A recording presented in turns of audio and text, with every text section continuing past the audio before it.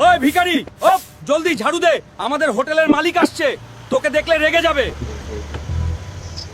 এইদিকে ম্যাডাম। এই ভিখারিকে এখান থেকে যেতে বলো, ওকে দেখলে আমার ঘেন্না লাগছে, ওর জামা কাপড় কত নোংরা গো। দেখুন ম্যাডাম, আমি গরিব হতে পারি কিন্তু ভিখারি নই। আপনি আজকে যে হোটেল নিয়ে অহংকার করছেন, একদিন আমি এই হোটেল কিনে নেব। তুই কেন? তোর 14 পুরুষও এই হোটেল কিনতে পারবে না। আল্লাহ, আপনি আমাকে কেন গরিব বানালেন? আমি গরিব বলে সবাই আমাকে অবহেলা করে। শোনো শোনো এলাকাবাসী, মন্টু পালোয়ানকে হারাতে পারলে 50 কোটি টাকা পুরস্কার। আমি হারাবো মন্টু পালোয়ানকে। ওই মন্টু পালোয়ান, আজকে আমি তোর খবর করে দেব। তবে আয় দেখি কে কার খবর করে।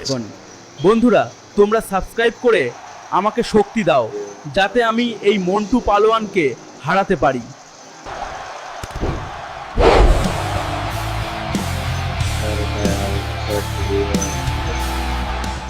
তুমি বলেছিলে আমার 14 পুরুষের কেউ এই হোটেলের মালিক হতে পারবে না।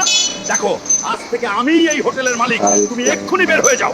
বন্ধুরা, ভিডিওটি তোমাদের কেমন লেগেছে অবশ্যই একটি কমেন্ট করে জানাও। ইউটিউবে সাবস্ক্রাইব করো আর ফেসবুক টিকটকে হলে ফলো দাও। ভালো থেকো তোমরা।